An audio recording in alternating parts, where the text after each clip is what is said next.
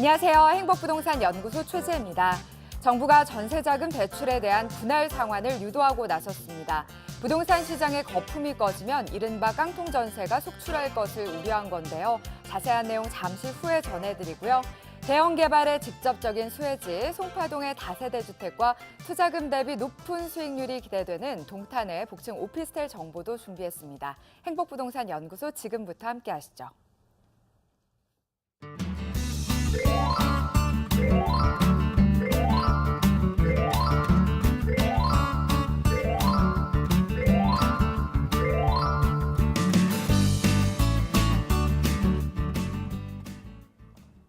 오늘도 무료 전화 1661-5300 문자 상담 샵 757 이용하실 수 있습니다. 여러분의 부동산과 관련된 궁금증 언제든지 문의해 주시기 바랍니다. 자, 오늘의 부동산 가이드톡은 박정훈 연구소장님과 함께 할게요. 안녕하세요. 네, 안녕하세요. 박정훈입니다. 네, 부동산 시장의 거품이 꺼질 경우에 깡통 전세가 속출할 것을 우려해서 또 정부가 미리 예방에 나선다고요. 사실 정부로서는 가계부채 문제가 지금 심각하기 때문에 이 부분에 대해서 완화 대책으로 하나의 방법을 선택한 것이 사실 금융에 대한 이런 대출 제도에 대해서 원금과 이자를 같이 상환하는 이런 쪽으로 대출 규제를 이어가려고 하고 있는데요. 사실 우리나라의 대출 문화는 기간이 만료되면은 원금을 일시에 상환하는 그런 대출 구조를 가지고 있었는데요. 지금 가계부채가 너무 심각하기 때문에 원금과 그리고 이자를 같이 상환하는 쪽으로 움직이고 있는데 이 부분이 사실은 시장에서는 어떤 역할을 할 수 있고 어떤 현상이 발생할 수 있는지 그 부분에 대한 기사가 나와 있는 부분이 있어서요. 그 부분을 오늘 살펴보도록 하겠습니다. 네. 깡통 전세 우려의 예방 조치, 세입자들 갈아타치 의문 오늘 부동산 가이드톡에서 함께 하시겠습니다.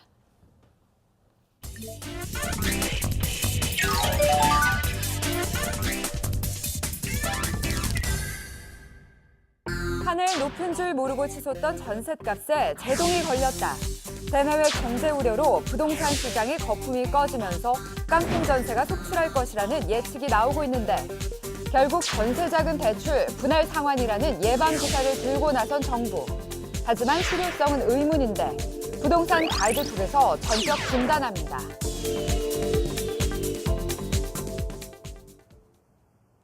네, 오늘 부동산 가이드톡 주제는요.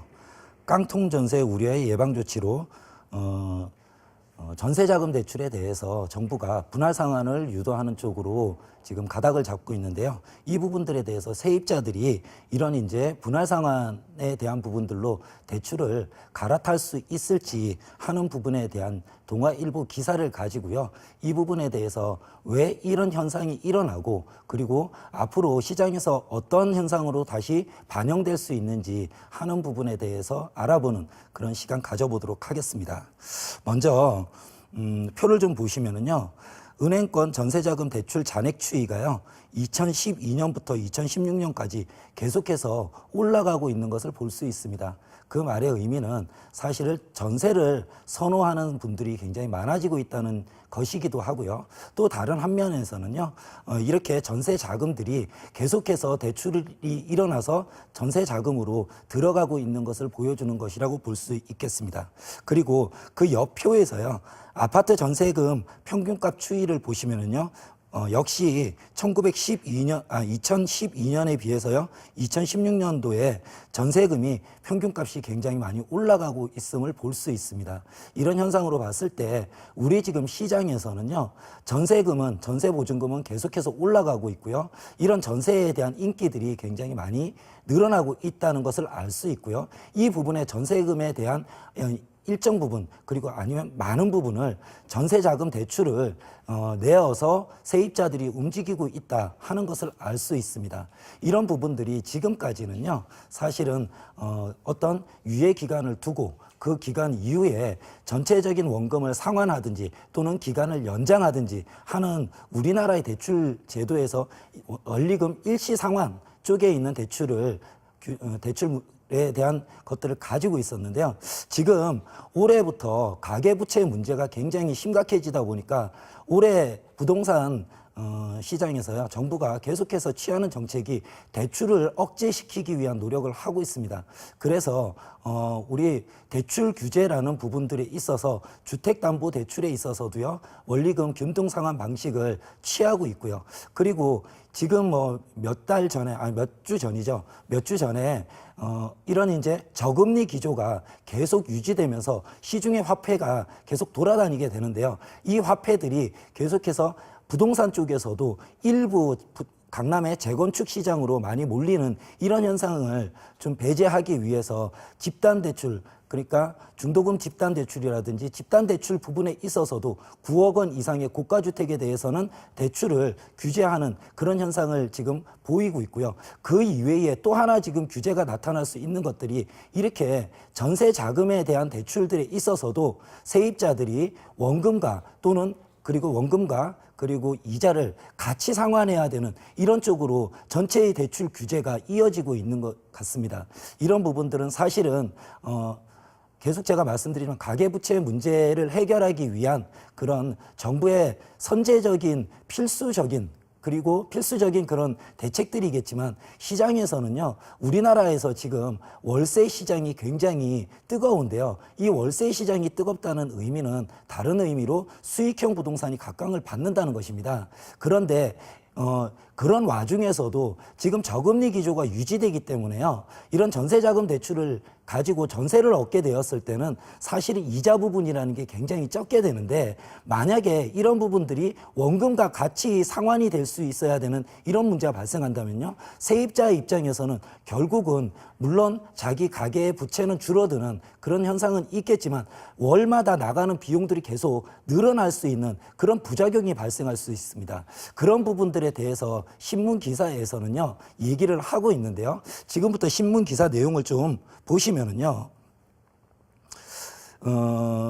제목은요, 깡통 전세 우려의 예방 조치, 세입자들 갈아탈지 의문이다 하면서 정부 전세 대출 분할 상환을 유도하고 있다 하는 내용입니다. 그래서 지금 점선친 부분을 좀 보시면은요, 정부가 전세자금 대출에 대해 분할 상환을 유도하고 나선 것은 최근 전세금 마련을 위한 가계의 금융권 대출이 급격히 불어나고 있기 때문이다라고 말하고 있습니다. 즉 무슨 말이냐? 요새 지금 전세를 구하기가 굉장히 힘들죠. 그렇기 때문에 전세가 굉장히 귀한데요. 그러다 보니까 전세 보증금도 굉장히 올라가고 있습니다. 물건은 적고 보증금은 많아지기 때문에 일반 세입자의 입장에서는 가계에 있는 여유 자금, 전체 현금을 털어서도 전세를 보증금을 따라가지 못하는 이런 문제가 발생하기 때문에 전세 대출이라는 걸 내게 되는데요. 이런 부분들을 사실은 전세 기간이 지나고 나면은요, 집주인의 입장에서는 계속해서 전세가 귀하기 때문에 전세 보증금을 계속 올리게 됩니다. 그렇게 되기 때문에 세입자 입장에서는 그 전세에 올라가는 것들을 충당시켜줘야 되는데요. 우리 가계의 수입이라는 것은 딱 한정돼 있습니다. 그렇기 때문에 전세자금 대출이라는 걸 많이 이용하려고 하고 있는데요. 이런 부분들이 결국은 가계의 대출을 계속해서 불어나게 만드는 부분이기 때문에 정부에서는 세입자들의 가계 부채에 대한 대책 마련으로서 원금과 이자를 같이 상환하는 이런 쪽으로 유도하고 있는 것 같습니다. 정부는 이 전세 대출이 앞으로 부동산 시장 향방에 따라 부실화될 우려도 있다고 전망하고 있는 것 같습니다. 다음 장을 좀 보시면은요, 올해 3월 말 기준으로 해서요, 은행권의 전세 대출 잔액은 42조 7천억 원으로 1년 전보다 6조 1천억 원, 즉 16.7%가 증가했다는 내용이 나오고 있습니다. 금방도 제가 말씀드렸다시피 결국은 전세를 구하려는 사람들이 굉장히 많아지고요. 전세에 대한 보증금들도 굉장히 많이 오르고 있는 현상이라고 보시면 될 것 같고요. 줄침 부분을 위주로 계속 보겠습니다. 전세 대출 규모가 급증한 것은 저금리 장기화로 인한 전세금 상승 때문이다. 한국감정원에 따르면 지난달 전국 평균 전세 가격은 1억 6,298만 원에서 3년 전인 2013년 6월보다 3,135만 원, 즉 23.8% 급등했다는 내용이 나오고 있습니다. 이 내용에서 보면은요, 결국은 전세 자금 대출이 계속해서 세입자들 위주로 해서 쓰여지고 있고요. 그리고 전세금도 계속해서 상승되고 있다는 그런 내용을 담고 있습니다. 다음 장 좀 보시면은요, 줄침 부분 보시겠습니다. 그런데 부동산 업계에 따르면요, 올해 수도권을 중심으로 8만 4천 채, 내년과 내후년에 각각 12만 채의 주택이 신규 분양될 예정이라고 합니다. 그래서 공급 과잉으로 인한 주택 매매 가격이 단기간에 떨어지게 되면 세입자뿐만 아니라 금융회사, 보증기관의 채권도 연쇄적으로 부실해질 위험이 있다고 말하고 있는데 이 부분이 사실은 정부에서 우려하는 부분인 것 같습니다. 작년 2015년도 같은 경우에는 부동산 경기가 굉장히 좋았죠. 그렇기 때문에 공급 물량들이 굉장히 많이 늘어났고요. 그 부분을 사실은 대출을 일으켜서 분양을 받으신 분들도 굉장히 많습니다. 그렇기 때문에 이런 분들이 자기 돈을 가지고 주택을 분양을 받은 것이 아니고 은행에 융자를 끼고 대출을 이용해서 분양을 받은 경우가 많기 때문에 이런 경우에 사실 전세 세입자들이 자기가 원하는 전세금으로 이 주택에 들어오지 않으면요.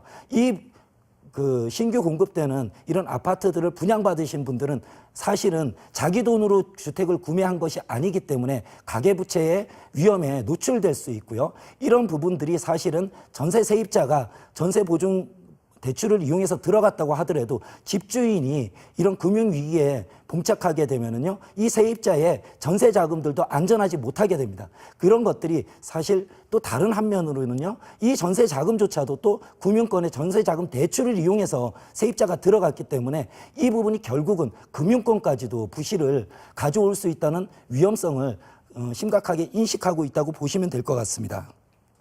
다음 장 보시면요. 분할 상한 안착되면은 월세 시장 커질 듯. 이것이 사실 부동산 현실 속에 있는 전문가들이 생각하는 하나의 이런 정부에 대한 대책들에 대한 문제점이라고 보시면 될 것 같은데요. 보시면 다만 세입자들이 보증료 수십만 원을 깎기 위해 분할 상한 방식으로 갈아탈 가능성은 크지 않다는 지적도 나온다. 무슨 말씀이냐면 이 부분을 보증료를요 좀 싸게 해주면서 월세로 그러니까 분할 상환으로 대출을 일으키는 쪽으로 정부에서는 전세자금 대출을 유도를 하고 있는데요. 이 부분에 대해서 수십만 원 보증료를 깎기 위해서 이 부분을 분할 상환으로 갈 수 있는 이런 세입자는 별로 없다는 지적입니다. 이 부분은 제가 아까도 말씀드렸다시피 한 가게에서요 주택을 구매하지 못하는 세입자들 입장에서는요 그 가게에 들어올 수 있는 가계 수입이라는 것이 그렇게 많지 않습니다. 그런데 이런 가계 수입들을 가지고 많은 부분이 주택으로 많이 들어가야 된다면요 가계에 있어서 유지가 힘들어지기 때문에 이런 부분으로 몇십만 원 때문에 분할 상환으로 갈아타는 그런 쪽은 좀 앞으로 많지 않을 수도 있다는 이런 지적이고요. 특히 다달이 나가는 현금 지출을 줄이려는 사람들이 월세 대신 전세를 택한다며 보증수수료 감면 혜택을 받기보다는 대부분 우리가 지금까지 알고 있는 대부분 일시 상환을 유지하려고 할 가능성이 크다는 지적을 하고 있습니다. 그리고 다음 장 보시면요. 줄침 부분에서 보시면요. 전세 대출에서 분할 상환 방식이 정착되게 되면은요. 전세 수요자 일부가 월세 등으로 갈아타면서 전세난이 완화되는 효과는 나타날 수 있을 것이라고 보여지기도 하지만은요. 결국은 세입자의 입장에서는 가게에서 나가는 비용은요. 더 많아질 수도 있습니다. 물론 정부에서 말하는 이런 전세금 보증 대출에 대해서 분할 상환을 하게 되면요. 결국 가계의 부채는 계속 줄어드는 그런 효과는 있겠지만은 결국은 가계에서는요. 굉장히 월에 나가는 비용이 많아지기 때문에 그 부분에 대해서 고민이 깊어질 거라는 내용이 나오고 있고요. 이런 것들이 깊어지게 된다면은 지금 우리나라에서 계속해서 가속도가 빨라지고 있는 월세 시장으로의 접근들이 앞으로 더 가속화가 빨라질 거라는 이런 내용이 나오고 있는데요. 결론적으로 제가 생각할 때는요. 우리나라의 부동산 대출의 형식은요. 만기 일시 상환이 전형적인 방식입니다. 지금까지 그런 형태로 은행에서 금융권에서 주택담보대출이 이루어져 왔습니다. 하지만 이 부분이 금융위기 이후에 가계부채 문제들이 굉장히 심각해지다 보니까 정부에서는요. 어떻게든지 가계의 부채를 줄일 수 있는 가계가 허리띠를 좀 더 졸라매서라도 빚을 줄여나갈 수 있도록 유도하고 있는 거는 사실은 정부의 입장에서는 고육지책이라고 보여집니다. 하지만 이런 부분들이 너무 급격하게 이루어지게 된다면요. 사실은 지금 가속화되고 있는 월세 시장이 굉장히 더 뜨거운 이슈가 될 수 있는 이런 시장으로 흘러가지 않을까 싶습니다. 그래서 앞으로 만약에 이런 부분으로 전세 자금 대출이 사실은 원리금을 균등 상환하는 방식으로 갈 가능성도 일반 전세 대출을 꺼내는 일으키는 세입자 입장에서는 별로 크지 않겠지만 이런 부분들을 너무 강제해서 너무 빨리 급속도로 정착시키려고 한다면은 사실은 시장에서 여러 가지 또 왜곡된 그런 문제가 발생할 수 있지도 않을까 하는 생각이 듭니다. 지금까지 부동산 가이드 톡이었습니다. 네, 정부의 분할 상환 유도와 관련된 기사 살펴봤습니다. 저금리로 인해서 더욱 주목받던 부동산 시장이었는데 최근 우려 사항이 많이 나오고 있습니다. 이번 주 세미나에서는 또 이와 관련된 도움 주신다고요? 네, 지금 부동산 시장들을 보면요. 지금 경제가 안 좋기 때문에 이런 경제가 안 좋은 현상에서는요. 거의 자산의 양극화가 크게 일어나게 됩니다. 그렇기 때문에 부동산 시장에서도요. 강남의 재건축 위주로 해서 굉장히 가격이 높아지는 그런 부동산 시장이 있는 반면에 또 가격이 계속 오르지 못하고 있는 그리고 수도권 일부에서는 공급 과잉에 의해서 가격이 떨어질 수도 있겠다는 이런 시장의 양극단을 보이고 있는데요. 이런 이제 차익형 부동산에 있어서의 양극단 부분도 중요하지만 지금은 어쩔 수 없이 우리 국민들 모두가 원하는 것이 수익형 부동산에 대한 인기가 앞으로도 계속해서 월세 시장의 가속화와 함께 늘어나지 않을까 싶습니다. 그래서 이번 주 세미나 시간에는 이런 부분들, 즉 수익형 부동산 제가 강의를 자세하게 해드린 적이 없는데요. 수익형 부동산이 무엇인지, 그리고 어떻게 투자해야 되는지, 어디에 투자해야 되는지, 앞으로 부동산 시장을 수익형 부동산 시장을 어떻게 봐야 할지 이런 부분들에 대해서 한번 살펴봐야 될 필요성이 있다고 보여지고요. 그 부분에 대해서 세미나 시간에 설명드리는 그런 시간 가져보도록 하겠습니다. 네, 깡통 전세 우려에 대한 정부의 분할 상환 유도 알아봤습니다. 지금까지 부동산 가이드 톡이었습니다.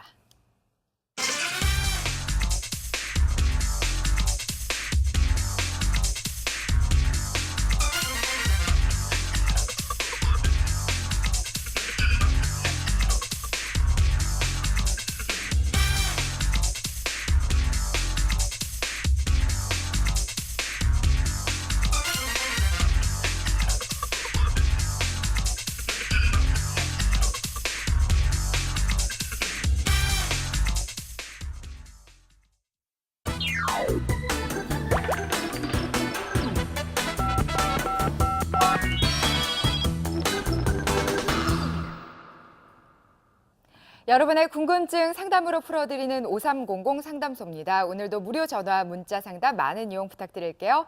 첫 번째 전화 상담부터 연결해 보겠습니다. 여보세요?